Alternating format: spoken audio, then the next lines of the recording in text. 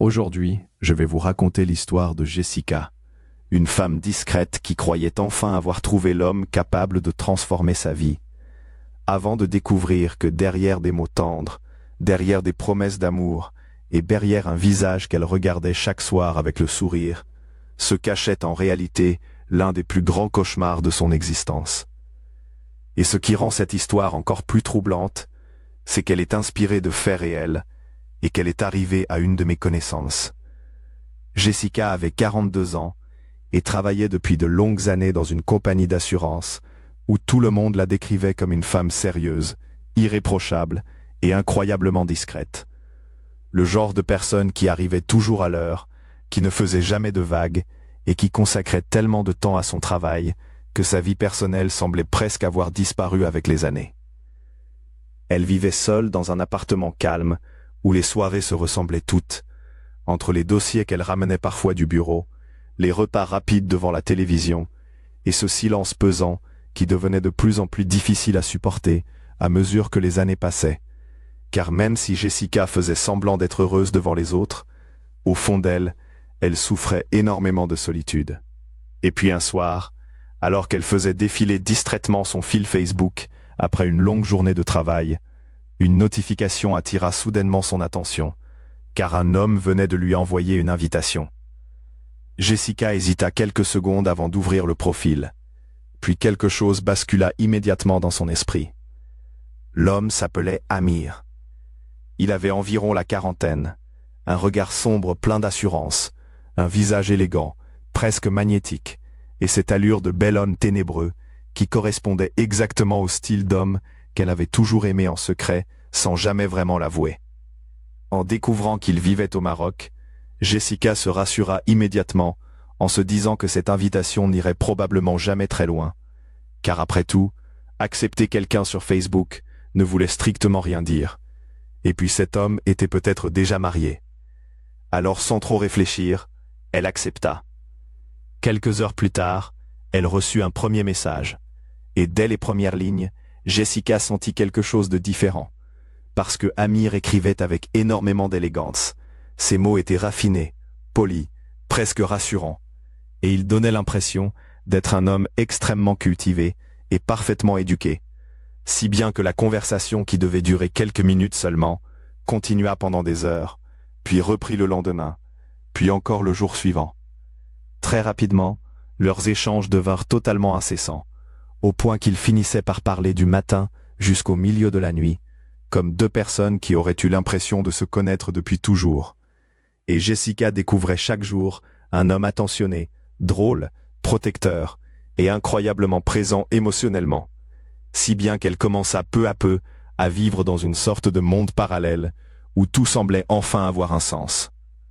Ils commencèrent alors à échanger des photos, et même si Jessica était morte de peur à l'idée qu'il puisse être déçu par son apparence, car les années avaient fini par fragiliser sa confiance en elle, Amir balaya immédiatement ses inquiétudes en lui répétant qu'il la trouvait magnifique, élégante et profondément séduisante. Ces quelques mots eurent un effet presque irréel sur elle, car du jour au lendemain, Jessica changea complètement, et au travail, ses collègues remarquèrent immédiatement qu'elle souriait davantage, qu'elle riait plus facilement, et qu'elle semblait soudainement lumineuse, tandis que son apparence évoluait elle aussi, puisqu'elle recommença à porter de jolies robes, du rouge à lèvres, et des vêtements qu'elle n'osait plus mettre depuis des années, comme si cette relation avait réveillé une partie d'elle-même qu'elle croyait définitivement éteinte. Et pendant ce temps-là, Amir prenait une place de plus en plus énorme dans sa vie. Il lui raconta qu'il était homme d'affaires au Maroc, et qu'il travaillait dans la vente d'aluminium pour de très grands groupes, expliquant qu'il gérait des contrats importants et qu'il voyageait régulièrement pour ses affaires, ce qui renforçait encore davantage l'image d'homme sérieux et respectable qu'il renvoyait à Jessica. Puis un jour, ils décidèrent ensemble que Jessica viendrait passer les vacances d'été au Maroc afin de concrétiser enfin leur relation dans la vraie vie. Et plus les semaines passaient, plus Amir donnait à Jessica l'impression d'être traitée comme une véritable princesse, car il prit lui-même en charge la réservation du billet d'avion, ainsi que celle de l'hôtel où ils devaient séjourner ensemble, lui envoyant des confirmations, des captures d'écran et tous les détails du voyage avec une attention presque parfaite, si bien que Jessica avait désormais l'impression de vivre une histoire digne d'un film romantique qu'elle n'aurait jamais imaginé connaître à son âge. Pour Jessica, c'était le début d'une nouvelle existence. Elle recommença à rêver. Elle imaginait déjà leur première rencontre à l'aéroport, leurs promenades ensemble, leurs regards, leurs mains qui se toucheraient enfin après des mois de conversations interminables. Et pour la première fois, depuis très longtemps, elle avait réellement l'impression que le bonheur était peut-être enfin en train d'arriver dans sa vie. Mais environ un mois avant son départ prévu pour le Maroc, quelque chose changea brutalement. Amir devint soudainement distant. Ses réponses se firent plus rares, ses messages plus courts, et parfois il disparaissait pendant des heures entières, sans donner la moindre explication. Ce qui plongea Jessica dans une profonde inquiétude, car elle ne comprenait absolument pas ce qui était en train de se passer, et commença à lui demander sans arrêt si quelque chose n'allait pas. Finalement, Amir finit par lui expliquer qu'il traversait une catastrophe financière extrêmement grave, puisqu'il lui raconta qu'il avait une dette énorme envers un fournisseur d'aluminium, et que s'il ne réglait pas rapidement une partie de cette somme, il risquait purement et simplement la prison. Puis, comme s'il cherchait désespérément à lui prouver qu'il disait la vérité, Amir commença à lui montrer une quantité impressionnante de documents qui semblaient tous confirmer l'ampleur de sa situation.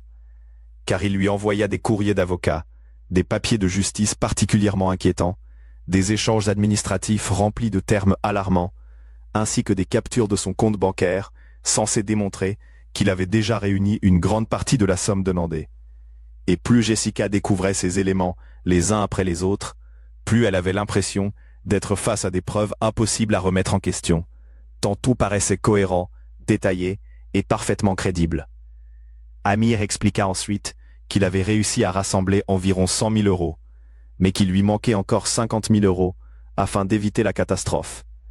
Et Jessica fut tellement bouleversée par son histoire qu'elle souffrait presque autant que lui en l'écoutant parler de prison, d'humiliation et de ruine, au point qu'elle finit par lui proposer elle-même de lui prêter les 50 000 euros manquants, sans même réellement réfléchir aux conséquences de ce geste. À cet instant précis, Amir sembla profondément ému, répétant qu'il n'oublierait jamais ce qu'elle était en train de faire pour lui, et qu'aucune femme n'avait jamais été capable d'un geste aussi fort, si bien que Jessica valida finalement le virement, avec l'impression d'accomplir une véritable preuve d'amour pour l'homme avec qui elle imaginait déjà construire sa vie.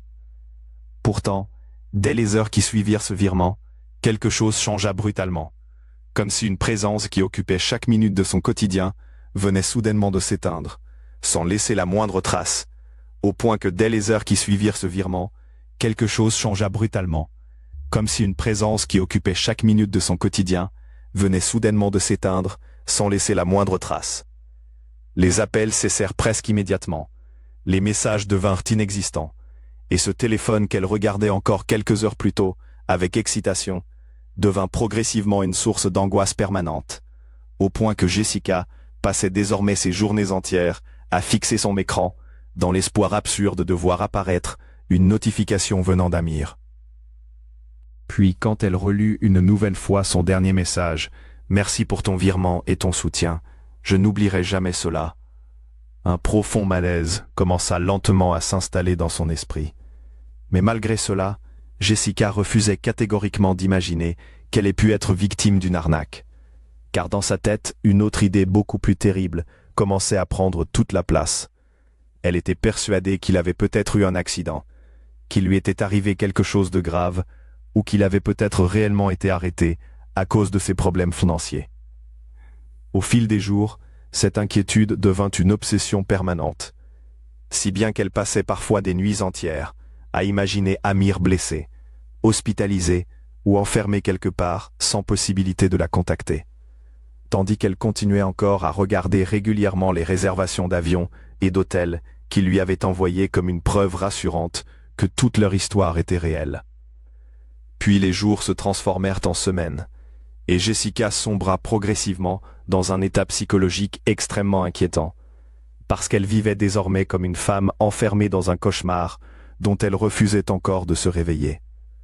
Elle dormait à peine, pleurait constamment dès qu'elle se retrouvait seule, et passait parfois des heures entières assise dans le noir de son salon, sans même allumer la télévision, simplement en tenant son téléphone entre ses mains, comme si elle attendait un miracle, capable de faire revenir l'homme qu'elle croyait avoir aimé.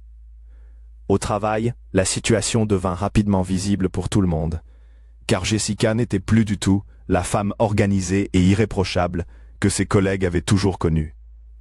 Elle oubliait des dossiers importants, commettait des erreurs inhabituelles, et semblait complètement absente mentalement, comme si une partie de son esprit était restée bloquée quelque part dans cette relation virtuelle qui venait de s'effondrer brutalement sous ses yeux. Son regard paraissait vide, son visage fatigué, et même sa manière de parler avait changé, si bien que son responsable finit par la convoquer dans son bureau, afin de comprendre ce qui lui arrivait réellement. Et comme Jessica entretenait depuis longtemps une relation de confiance avec lui, cette simple question suffit à faire exploser toute la douleur qu'elle essayait encore de contenir depuis des semaines. Dans un état de fragilité extrême, elle commença alors à lui raconter toute l'histoire depuis le début, évoquant leurs rencontres sur Facebook, leurs discussions interminables, les projets de vacances au Maroc, les réservations d'hôtels et d'avions qu'Amir avait organisés pour elle, ses problèmes financiers, les documents qu'il lui avait montrés, et finalement, cette disparition soudaine qui la détruisait chaque jour un peu plus.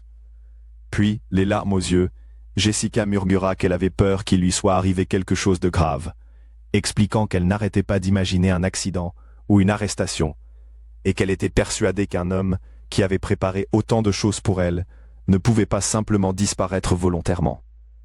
Son responsable resta silencieux quelques secondes avant de la couper brusquement. « Mais voyons, Jessica, ouvre les yeux, c'est un brouteur. » À cet instant précis, le monde de Jessica sembla s'effondrer autour d'elle, car elle secoua immédiatement la tête en répétant que ce n'était pas possible, qu'il lui avait montré des preuves, qu'il avait réservé leur voyage et qu'il lui avait promis de tout rembourser. Mais son responsable comprit immédiatement qu'elle était encore incapable d'accepter la réalité. Alors il lui expliqua calmement ce qu'étaient les arnaques sentimentales, les faux profils, les manipulations psychologiques et les scénarios financiers utilisés par certains escrocs pour exploiter émotionnellement des femmes seules. Tandis que Jessica l'écoutait avec un regard de plus en plus perdu, comme si chaque mot venait lentement détruire tout ce en quoi elle avait encore envie de croire. Mais malgré cela, Jessica continuait encore à s'accrocher aux réservations du voyage, comme à une dernière preuve que leur histoire était réelle. Voyant son état, son responsable lui proposa alors de vérifier immédiatement les billets d'avion, afin de la rassurer définitivement, ou au contraire, de lui ouvrir les yeux une bonne fois pour toutes. Sous ses yeux, il prit son téléphone et contacta directement la compagnie aérienne. Puis après quelques minutes de vérification, il donna les références du vol indiquées sur la réservation qu'Amir avait envoyée à Jessica. Le silence qui suivit fut glaçant, car la compagnie lui confirma immédiatement qu'aucun vol vers Marrakech n'était programmé ce jour-là, sous cette référence. À cet instant précis, Jessica s'effondra complètement. Elle sentit brutalement tout son corps trembler, tandis qu'elle comprenait enfin que même les réservations d'hôtels et d'avions, ces détails qui lui avaient donné l'impression d'être aimée et traitée comme une princesse, n'étaient en réalité qu'une mise en scène soigneusement préparée pour manipuler ses émotions et gagner sa confiance avant de lui voler ses économies. Face à son état de choc, son responsable décida alors de l'accompagner immédiatement au commissariat afin qu'elle puisse porter plainte. Mais ce qu'elle découvrit sur place acheva littéralement de détruire ce qu'il restait encore de son équilibre émotionnel, car les enquêteurs lui expliquèrent rapidement qu'Amir n'en était absolument pas à sa première victime. Au fil de la discussion, Jessica comprit qu'il avait déjà utilisé exactement le même scénario avec plusieurs autres femmes, probablement une dizaine au minimum, et que chacune d'entre elles avait été manipulée de la même manière avant d'être abandonnée brutalement après les virements. Le choc fut tellement violent que Jessica eut l'impression de sortir brutalement d'un rêve magnifique pour tomber dans une réalité monstrueuse dont elle ne parvenait plus à s'échapper. Car au-delà de l'argent perdu, ce qui la détruisait réellement était de comprendre que l'homme qu'elle avait aimé avec autant de sincérité n'avait peut-être jamais existé, et que chaque émotion qu'elle avait ressentie pendant tous ces mois avait probablement été exploitée froidement par quelqu'un qui connaissait parfaitement la manière de manipuler la solitude et les failles émotionnelles des autres. Pendant plus d'une année entière, Jessica